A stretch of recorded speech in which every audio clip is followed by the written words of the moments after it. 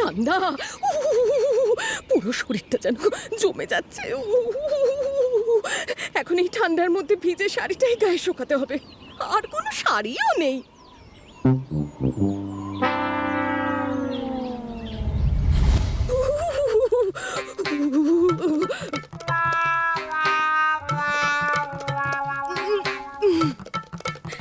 সেই বাপের বাড়ি থেকে একখানা কাপড় পরে ওই যে এসেছি, আর একখানা কাপড়ও কপালে জোটেনি। জুটবে কোথা থেকে, জুটবে কোথা থেকে?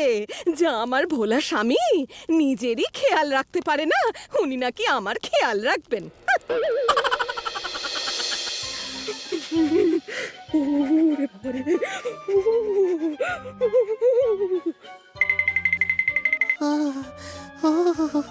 বাবারে কি ঠান্ডা!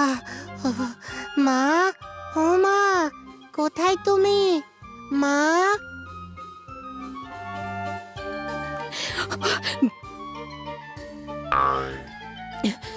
গণেশ, বাবা আমার, এসেছিস? আয় বাবা আয়। মা, তোমার কি হয়েছে? না না, ও তেমন কিছু হয়নি, একটু ঠান্ডা লেগেছে। হ্যাঁ মা, আজকে কৈলাসে খুব ঠান্ডা পড়েছে, কিন্তু তুমি এই ঠান্ডায় ভেজা শাড়ি পরে আছো কেন? আরে কি করব বাবা, আমার তো এই একটা মাত্রই শাড়ি, যেই কাপড়ে স্নান করি সেই কাপড়ে গায়ে শোকাই। আচ্ছি! তোর বাবা তো আমাকে কোনো শাড়ি কিনে দেয় না। আমি বড় হই, তোমাকে আমি অনেক অনেক শাড়ি কিনে দেব। আমার গজানন, আমার এই ছোট্ট ছেলেটাও আমার জন্য কত ভাবে, কিন্তু ওই মানুষটার আমার জন্য একটুও চিন্তা নেই। আজ ফিরুক উনি কৈলাসে, আজ এর একটা হেস্তনেস্ত আমি করেই ছাড়বো। হ্যাঁ, আচ্ছি!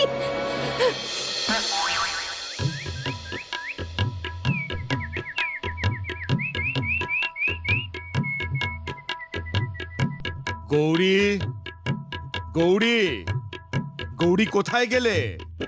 খুব ক্ষুধা লেগেছে, তাড়াতাড়ি খেতে দাও।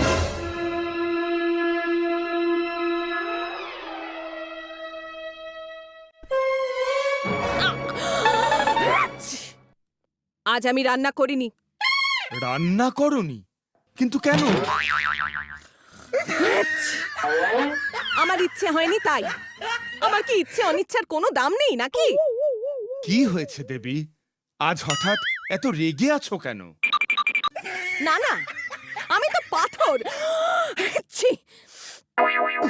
আমার মধ্যে কোনো রাগ অভিমান থাকতেই পারে না। আরে আরে, আমি কি সে কথা বলেছি? কি হয়েছে সেটা মুখ ফুটে না বললে আমি কিভাবে বুঝবো?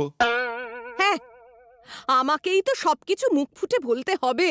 মনের কথা বোঝার মতন মানুষ আছে নাকি আমার? ছি! দেবী, তোমার কি ঠান্ডা লেগেছে? না, আমার গরম লাগছে। কৈলাসে যা গরম পড়েছে বাবা। উফ, এত ভনিতা না করে স্পষ্ট করে বলো তো কি হয়েছে? কি হয়েছে? হ্যাঁ, কি হয়েছেটা কি? কি হয়েছে? এই যে আমার পরনে এই শাড়িখানা দেখতে পাচ্ছেন?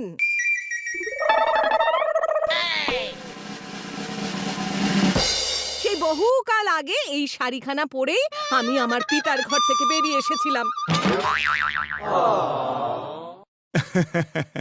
হ্যাঁ সত্যি, দেখতে দেখতে কত কাল হয়ে গেল বলো? হ্যাঁ, সেই কতকাল ধরে আমি এই একখানা শাড়ি পরেই দিন কাটাচ্ছি। নাওয়া খাওয়া সমস্ত কিছু এই একখানা শাড়ি পরেই। ভিজে শাড়ি গায়ে শোকাতে শোকাতে আমার ঠান্ডা লেগে গেল। কিন্তু সেদিকে তো আপনার কোনো হুঁশই নেই। আপনি তো আপনার ধ্যান নিয়ে মত্ত। আমার প্রতি আপনার যে দায়িত্ব আছে সেটা তো আপনি ভুলে